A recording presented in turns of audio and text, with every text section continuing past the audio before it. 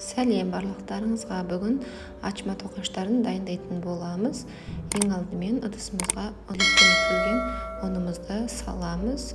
Одан соң үстіне дрожжымызды саламыз, үстіне қантымызды саламыз. Одан кейін кішкене бөлме температурасында еріп тұрған сары майымызды саламыз, сұйық майымызды құямыз. Оның үстіне су құямыз және барлығын жақсылап араластыратын боламыз. Керекті ингредиент мөлшері описаниеда жазылып тұрады. Барлық қамырды біріктіреміз. Енді міне алақанымызбен қамырды ортасынан ашып, міне осылай илейміз. Жақсылап илеп аламыз. Одан соң қамырды көтерілуге жарты сағатқа қоямыз. Міне жарты сағат өтті, қамырым керемет болып көтерілді. Қамырымызды ыдысынан аламыз, осылай сопақтау пішінге келтіреміз. Егер қамыр қолдарыңызға жабысып жатса, қолыңызды кішкене ұндап алуға болады. Астына кішкене мөлшерде ұн салсаңыз жабыспайды. Одан соң осылай кішкентай бөлшектерге бөліп аламыз. Яғни бір бөлшектің өзі бір тоқаш болып есептеледі.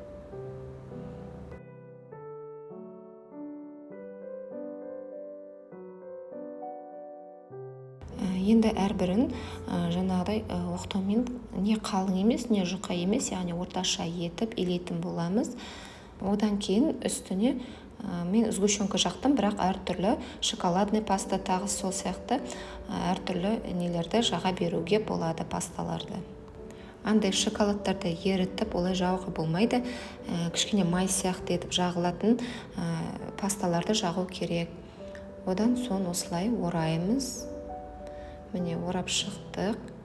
Енді кезекте қараңыз. Мына жерде бізде шеткі бүліктер қалып қойды.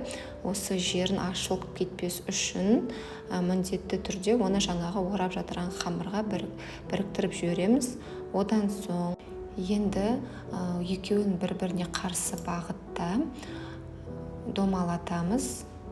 Содан соң екі шетін аламыз, оны бір-біріне қосуымыз керек. Ол үшін бір шетін осылай жалпақ қылып аламыз да, екінші шетін соның ішіне салып, барлығын бір-біріне біріктіреміз.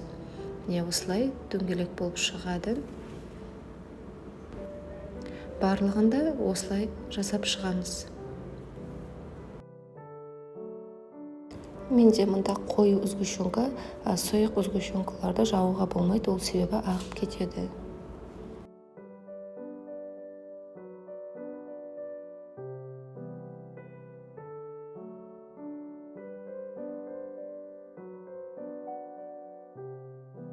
Енді протеинімізге пергамент қағаз төсеп, үстіне тоқаштарымызды қоямыз. Тоқашымыздың бетін тек қана жұмыртқаның сарысымен жағып шығамыз. Одан кейін үстіне кунжут немесе мак қалауларыңызша себуге болады. 180 градуста 20 минут пісіріп аламыз. Міне тоқаштарымыз дайын болды, керемет болып пісіп шықты. Сіздер де жасап көріңіздер, барлықтарыңызға ас болсын.